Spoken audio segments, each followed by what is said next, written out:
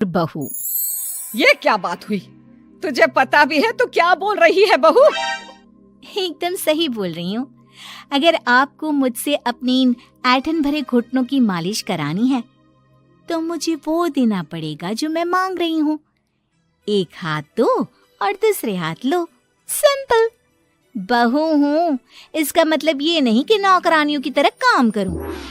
ये है अमृता और उसकी सास रेखा। अमृता एक नई नवेली बहू है जिसकी शादी कुछ दिनों पहले ही रेखा के बेटे माधव के साथ हुई है। वैसे तो अमृता दिल की बहुत अच्छी है, लेकिन वो कहते हैं ना कि खून का रंग तो दिखता ही है। बस वही डॉन की बेटी होने का रंग यहाँ अमृता में भी दिख रहा है, जो है रिश्वत लेना। जी हाँ, काम चाहे कितना भी छोटा या कितना भी बड़ा क्यों ना हो, हमारी अमृता बहू बिना रिश्वत लिए कुछ नहीं करती। चलिए देखते हैं आगे इनके साथ और क्या क्या होता है। रेखा और अमृता को लड़ते देख ससुर प्रेमचंद वहाँ आता है और कहता है, अरे क्या हुआ? काहे इतना तिल मिला रही हो रेखा? अरे कुछ बोलोगी भी या कानों में हड़ताल हो रखी है तुम दोनों के? देखिए ना पापा जी, माँ जी ने मुझे कहा कि मैं उनके घुटनों की मालिश कर दूं, लेकिन उसके बदले में माँ जी मुझे वो हीरो वाला पुश्तैनी हार देने से इनकार कर रही हैं। क्या? घुटनों की मालिश के लिए हीरो का पुश्तैनी हार कौन मांगता है बहू? पापा जी, आपको तो पता ही है ना, आपकी बहू कितनी सयानी है, हर कोई भी काम फ्री में नहीं करती। और अब शेखावत खानदान का आटा तो इतना भी गीला नहीं है कि अपनी बहू को हार ना दे पाए। क्यों माय डियर माँ जी? देखा आपने प्रेमचंद जी, ये अब मुझसे पुश्तैनी हार मांग रही है, कल को पूरा घर मांग लेगी। अरे जा जा, मैं खुद कर लूंगी अपनी मालिश। ठीक है, मुझे क्या। एंजॉय योर मालिश टाइम माँ जी। रात में जब पति महादेव दफ्तर से लौटकर घर आते हैं तभी कमरे में, अमू सुनो ना, मेरा वो लाल रंग का जो शर्ट है ना वो धो दो ना प्लीज। एक्चुअली कल मेरी एक इम्पोर्टेंट इंटरनेशनल क्लाइंट के साथ मीटिंग है, बहुत बड़ी डील का ऑफर है, इसलिए मैं अपनी उस लकी शर्ट को पहनकर जाना चाहता हूँ। अभी धो दो, रात भर में तो सूखी जाएगी, फिर कल अच्छे से कड़क वाली इस्त्री कर देना अपने शुभ शुभ हाथों से। जी नहीं, मैं ये सब ऐसे ही नहीं करने वाली। अगर काम करवाना है तो मेरी एक शर्त है। अरे यार, तुम और तुम्हारी शर्तें, बोलो क्या है? आपको मुझे 10 मनीष मल्होत्रा डिजाइनर की साड़ियां दिलानी होगी। 2 हफ्तों में मेरी स्वीट हार्ट फ्रेंड बिल्लो रानी की शादी है। मैं वहां डिजाइनर साड़ी पहनकर जाऊंगी और सब कुछ जला दूंगी। माधव अपनी बीवी की बात सुनकर हैरान परेशान अपने सर पर हाथ रखकर बैठ जाता है। अरे तुम बीवी हो या आफत? तुम्हारे दिमाग में जंग लग गया है क्या? देखो इतने सारे पैसे नहीं है मेरे पास। तुम्हारी याददाश्त तो जगह पर है ना माधव, भूल गए? मैं एक डॉन की बेटी हूँ। अगर तुमने मेरे कहे मुताबिक काम नहीं किया तो तुम्हारे लाल शर्ट को दूर ही रखो, मेरे पापा तुम्हें ही लाल कर डालेंगे। ठीक है, चलो अब ज्यादा मत डराओ, तुम्हें जो चाहेगा मिल जाएगा। अब ये डर और रिश्वत का सिलसिला यूं ही चलता रहता है और इसी तरह समय बीतता रहता है। एक सुबह सब नाश्ते के टेबल पर बैठे थे, जहां अमृता सबके सामने एक व्हाइट बोर्ड लाती है जिस पर दिन भर के सारे कामों के रेट लिखे हुए थे। अब ये क्या है? टीचर नहीं बनने का इरादा है क्या तेरा? अगर हाँ तो अफसोस, बेचारे बच्चे, उनका भविष्य तो अंधेरे में है। आप लोग बेकार की बातें बंद कीजिए और आंखें खोलकर ठीक से पढ़िए क्या लिखा है। ये आज के सारे कामों के रेट्स हैं। आलू पराठे, चाय, दाल, रोटी, चावल, सब्जी, हलवा, मिठाई, रसोई की सफाई, वॉशिंग मशीन में कपड़े धोना, ओखल में मसाले कूटना और माँ जी और पापा जी के अलमारी की सफाई करना। इन सब कामों की कुल मिला के जो रकम बनती है वो है ये 10,000 रुपए और माँ जी के लेटेस्ट लाए हुए सोने के झुमके भी। अमृता, तुम इंसान हो या हैवान? जरा तो दया करो हम पर। हे राम जी, उठा लो, अब ना देखा जाता ये सब। सच में पता नहीं कौन सा दिन था वो जब ये हमारे घर आई। महादेव, तेरे प्यार ने तो हमारा जीना दुश्वार कर दिया बेटा। दुनिया में बहुत रिश्वतखोर लोग देखे, लेकिन ऐसी रिश्वतखोर बहू पहली बार देख रहा हूँ जो अपने ही परिवार को लूटने में लगी है।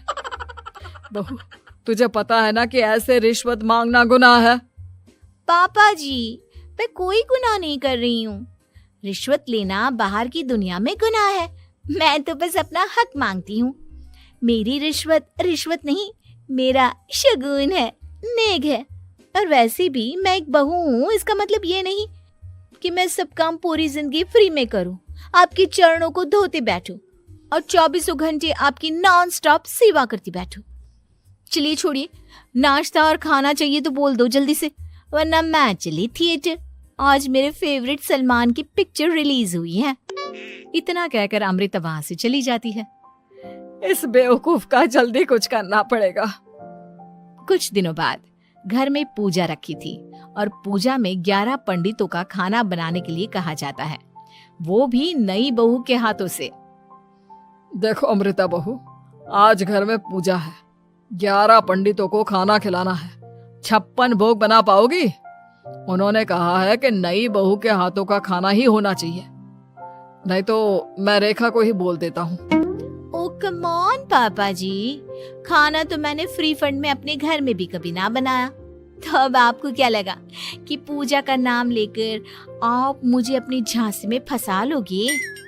अरे कल मुही, बस अब बस, पहले सुन भी ले क्या कह रहे हैं हम। तुम्हें जितने पैसे चाहिए, जितने तोहफे चाहिए, सब ले लेना, बस पूजा पाठ में कोई बाधा नहीं आनी चाहिए। ओहो, ये हुई ना समझदारी वाली बात। ठीक है, अब आप लोग निश्चिंत रहिए, मैं ऐसा खाना बनाऊंगी कि उन 11 पंडितों की 11 पुश्तें भी मेरे खाने के स्वाद को याद रखेंगी। अमृता पंडितों के लिए खाना पकाती है और पूजा संपन्न होने के बाद उन्हें केले के पत्तों पर खाना परोसती भी है, जिस पर खाने का पहला निवाला खाते ही वो क्या भोजन है। हम इतनी जगहों पर जाते हैं, लेकिन इतना अच्छा स्वाद तो काफी मुश्किल से चखने मिलता है। रेखा जी, प्रेमचंद भाई साहब, आप लोग सच में भाग्यवान हो कि आपको इतनी सर्वगुण संपन्न बहू मिली है, जिसके हाथों में साक्षात माँ अन्नपूर्णा विराजती है। सर्वगुण संपन्न, सबको संपन्न कर देगी यह खूंखार औरत। कुंडली मार कर बैठ गई है मेरे बेचारे बेटे के जीवन में। एक मिनट, अरे ये बात मेरे इस बूढ़े दिमाग में पहले कैसे नहीं आई? इस अमृता की बच्ची को मैं अपने घर से बाहर कैसे निकालूं? इसका उपाय तो पंडित जी के पास जरूर रहेगा।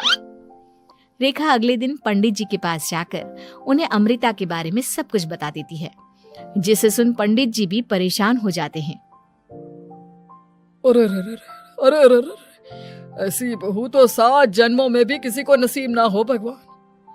देखिए रेखा जी, आपकी रिश्वतखोर बहू और आपके बेटे की कुंडलियों को जोड़कर देखा है मैंने, लेकिन इसमें तो यही बता रहे हैं कि ये आपके जीवन से कभी नहीं जाने वाली। इसलिए उसे सुधारने के लिए जल्दी आप लोगों को ही कुछ करना होगा, नहीं तो एक दिन वो आप लोगों को कंगाल करके ही दम लेगी। नहीं, ऐसा हरगिज नहीं होगा। मैं कुछ करूंगी, हाथ पे हाथ धरे नहीं बैठूंगी मैं। वहीं घर पर अमृता को ये पता चल जाता है कि उसकी सास रेखा पंडित जी के पास उसकी और महादेव की कुंडलियां लेकर गई थी, और इस पर जब रेखा घर लौटती है तब वाह माँ जी वाह, बहुत ही ज्यादा सयानी निकली आप तो।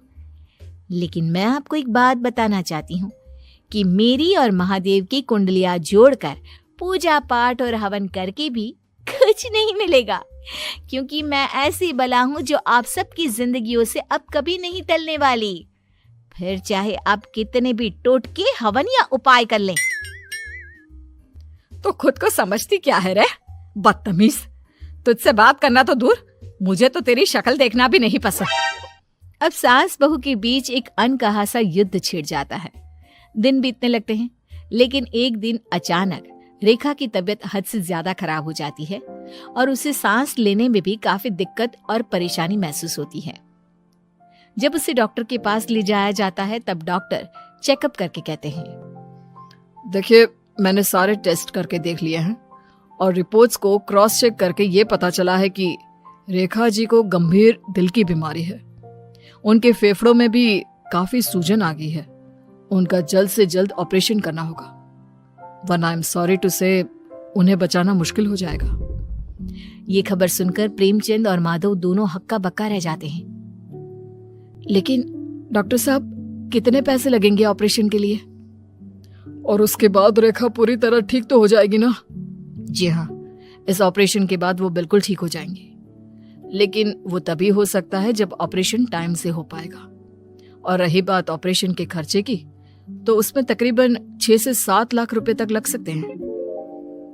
जहां एक तरह सब रेखा की तबीयत और ऑपरेशन को लेकर परेशान होते हैं, वहीं घर पर रेखा को बिस्तर पर देखकर भी अमृता के अंदर जरा भी दया नहीं आती। ओ माँ जी, ये अपना फालतू का मेलोड्रामा बंद कीजिए ना आप।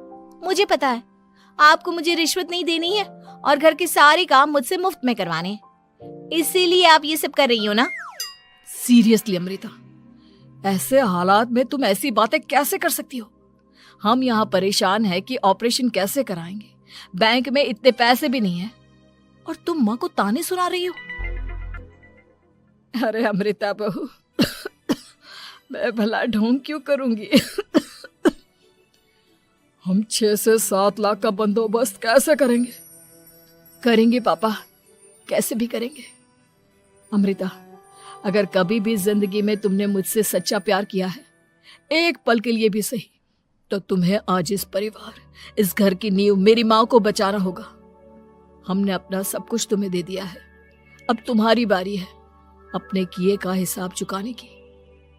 मुझे पता है तुम्हारे अंदर भी दिल है।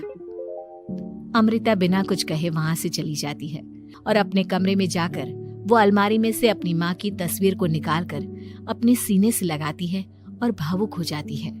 माँ, आपके जाने के बाद पापा ने ही मेरा ख्याल रखा, लेकिन उनकी वजह से ही मुझ में काफी बुरी आदतें भी आ गई। शायद मुझे इतना बुरा आपकी गैर मौजूदगी ने ही बनाया। मैंने कभी आपकी लोरी नहीं सुनी, आपकी गोद में नहीं सोई, आपके हाथों से अपने बालों की चंपी नहीं करवाई, क्योंकि वक्त से पहले ही आप मुझे यहाँ छोड़कर चली गई। लेकिन अब मैंने जितना भी इस घर से लिया है, उतना सूद समेत चुकाने की बारी आ गई है। अब मैं अपने रहते अपने प्यार को भी उसी दर्द से नहीं गुजरने दे सकती जो मैंने आपके नहीं होने से सहा है। अमृता तुरंत ही अपने सारे पैसे और गहने माधव को लौटा देती है और रेखा का ऑपरेशन किया जाता है। रेखा ठीक हो जाती है और जब घर आती है तब अमृता दरवाजे पर आरती की थाली लिए खड़ी होती है। वेलकम होम माँ जी, आई मिस्ड यू। पता है कितने दिनों से किसी के भी साथ लड़ाई नहीं की थी मैंने, और ना ही किसी से रिश्वत मिली मुझे। क्या? हमें तो लगा था कि तेरी अकल ठिकाने आ गई है, लेकिन तू तो अभी भी जैसी की तैसी ही है। माँ जी, पूरी बात तो सुनिए। हाँ, ये सच है कि मैं रिश्वत लिए बिना नहीं रह सकती लेकिन अब ना मेरी रिश्वत बदल गई है। अब मुझे हर काम के बदले झप्पी, अपनापन, प्यार और अपनी इस माँ का दुलार चाहिए ये सब तो हम तुझे भर भर के दे सकते हैं बेटा। पूरा घर एक साथ अमृता को जोर की झप्पी देता है और सब हंसते मुस्कुराते घर के अंदर चले जाते हैं। पहलवान सास मधु की शादी के कुछ सालों में ही उसके पति की मृत्यु हो जाती है, जिसके बाद उसके ऊपर सास की जिम्मेदारी आ जाती है और वो अब अपनी सास के साथ घर में अकेली रहती है। मम्मी, नाश्ता बना दिया है, टाइम से खा लेना। दोपहर का खाना शीला आकर बना देगी, मैं ऑफिस जा रही हूँ। अरे क्यों उस टेप रिकॉर्डर पर पैसे खर्चा करती हो? इतना काम मैं खुद भी कर सकती हूँ। हाँ हाँ बिल्कुल, आधे समय तो जोड़ों के दर्द की दवाई खाती हो और फिर काम करने की बात करती हो। दवाई खाती हूँ तो क्या, मैं अभी भी अकेली 10 पर भारी हूँ। हाँ हाँ, मैंने मान लिया मधु घर से चली जाती है। जिसके बाद सास नाश्ता कर दवाई लेकर टीवी देखने बैठ जाती है। दोपहर को शीला घर आती है। अरे क्यों माँ जी, आज किस बात से मेरी नौकरी बची? अरे चल, ज्यादा बक बक मत कर, काम कर अपना। शीला खाना बनाने लगती है और सास वहीं पास में बैठ जाती है। माँ जी, मैं तो हमेशा ही बोलती हूँ दीदी की दूसरी शादी करा दो। कब तक आप दो औरतें घर में अकेली रहोगी? आजकल माहौल भी बहुत खराब है और फिर दीदी की उम्र भी तो निकली जा रही है ना। तेरा नाम टैप रिकॉर्डर सही रखा है मैंने। तेरी एक ही बात को रिपीट मोड पर चलाने से वो पूरी नहीं हो जाएगी, इसलिए मेरी बहू से ज्यादा खाना बनाने पर ध्यान दे, नहीं तो कहीं वो भी तुझसे मुंह ना फेर ले और नौकरी चली जाए। क्या माँ जी, आप भी हमेशा मेरी नौकरी के पीछे ही पड़ी रहती हो? तो क्या तेरे पीछे पड़ूं? इसी तरह दोपहर से शाम हो जाती है और शीला अपना काम खत्म कर वापस चली जाती है। अब अकेली सास एक बार फिर टीवी देखने बैठ जाती है, जिसकी थोड़ी ही देर में मधु घर आ जाती है और सास बिना कोई देर किए शीला की बातें उसे बताने लगती है। मम्मी, आप भी ना किसी बच्चे से कम नहीं हो, जिसके पास हमेशा शीला को लेकर कोई ना कोई बात रहती ही है। अब बस भी करो ना, इतनी बुरी नहीं है बेचारी। अरे मैंने कब कहा बुरी है, बस उसकी बातें करके मुझे बड़ा मजा आता है। सास की बात पर हंसते हुए दोनों डिनर करने बैठती ही हैं कि लाइट चली जाती है। अंधेरे में मधु मोबाइल की फ्लैश लाइट जलाकर मोमबत्ती ढूंढने लगती है। तभी उसे हॉल में कुछ गिरने की आवाज आती है। मम्मी, आप अंधेरे में इधर उधर क्यों घूम रही हो? अरे तेरे पीछे ही तो खड़ी हूँ। हाँ, अगर आप यहाँ हो तो वो हॉल में सामान कैसा गिरा? भूत आया। अरे मुझे क्या पता, जाकर देखना पड़ेगा ना। दोनों हॉल में जाते हैं लेकिन वहाँ कोई नहीं होता। अब उन्हें कमरे में से सामान गिरने की आवाज आती है। लगता है ये भूत चोरी करने आया है, इसे वापस कब्र में पहुंचाना ही पड़ेगा। बस हाँ, आप ज्यादा ना 30 मार खा मत बनो, मैं पुलिस को फोन करती हूँ। अरे जब तक तेरी पुलिस आएगी तब तक क्या वो हमारे साथ बैठकर अंताक्षरी खेलेगा? हट डरपोक, संभालने दे मुझे। अब सास पास रखा फ्लावर पॉट उठाकर कमरे की तरफ बढ़ने लगती है, जहाँ उसे 2 आदमी दिखाई देते हैं। पीछे पीछे मधु भी वहाँ आ जाती है। मम्मी, अभी भी मौका है, बाहर भाग जाते हैं। मधु की आवाज सुन चोर चौकन्ने हो जाते हैं। ओए तुम दोनों, जहाँ हो वहीं खड़ी रहना, नहीं तो दोनों को गोली मार दूंगा। अरे तुम दोनों अभी के अभी बाहर जाओ, नहीं तो मैं तुम्हें जिंदा नहीं छोड़ूंगी। ये बुढ़िया हमें धमकी दे रही है। अबे तुम दो अकेली अब लड़ते क्या कर लोगी? अरे जा भेजा, दोनों को बांध दे। जैसे ही दूसरा आदमी सास को पकड़ने उसके पास आता है तो वो उसके सर पर फ्लावर पॉट मार देती है। उसके सर से खून बहने लगता है, जिसे देख दूसरा आदमी गन निकालकर हवा में गोली चला देता है, जिससे बचते हुए दोनों सास बहू वहां से भाग जाती हैं। अब वो तीनों एक दूसरे के आगे पीछे पूरे घर में भागने लगते हैं। मम्मी, आपने तो सच में उसे मार दिया। तो मजाक में कौन मारता है? और अभी तुम मेरे साथ ही रहना, नहीं तो पक्का मारी जाओगी। ये औरतों को कमजोर समझता है ना। आज इसे औरतों की ऐसी ताकत दिखाऊंगी कि ये आदमी पैदा होने पर शर्म करेगा। हाँ? ये अचानक आपके अंदर झांसी की रानी कहाँ से जाग गई? वैसे तो हमेशा जोड़ों में दर्द बोलती रहती हो। अभी तुम्हें जान बचानी है या जोड़ों के दर्द की कहानी सुननी है? मधु और उसकी सास कमरे में जाकर दरवाजा अंदर से बंद कर लेते हैं, जिस पर चोर बाहर खड़ा दरवाजा बजाते हुए उन्हें आवाज लगाने लगता है। क्यों डर गई? अरे वैसे तो बहुत धमकी दे रही थी, गेट खोल अब बुढ़िया। अबे पागल, धमकी देने और होशियार होने में फर्क होता है, पर ये दिमाग वाले काम तुझे तो समझ में नहीं आएंगे। रुक, अभी तेरा दिमाग ही बाहर निकालता हूँ। ये कहते हुए चोर गोली चलाने ही वाला होता है कि सास अचानक दरवाजा खोलकर उसके मुंह पर परफ्यूम डाल देती है, जिससे चोर गन फेंककर दर्द से चिल्लाने लगता है। मम्मी, अरे बहुत दर्द हो रहा है, कोई बचाओ, इसे हटाओ प्लीज, मैं किसी को कुछ नहीं करूँगा। क्यों रे, क्या थोड़ा सा दर्द होते ही मम्मी मम्मी करने लगा? अभी तो औरतों को कमजोर बोल रहा था। भूलियो मत, एक औरत ने ही तुझे इस दुनिया में जन्म दिया है, और वो भी तुझे ये दर्द हो रहा है ना, उससे लाख गुना ज्यादा दर्द सहकर। इसलिए औरतों को दोबारा कमजोर भूल कर भी मत बोलियो। वाह मम्मी, आपका ये रूप तो मुझे पता ही नहीं था, आपने तो कमाल ही कर दिया। कहा था ना, अकेली ही 10 पर भारी पड़ सकती हूँ। ये तो फिर भी 2 ही थे। इतनी देर में पुलिस भी वहां पहुंच जाती है। आ गए आप, कर लो इन्हें अरेस्ट और जेल में बैठकर अंताक्षरी खेलना।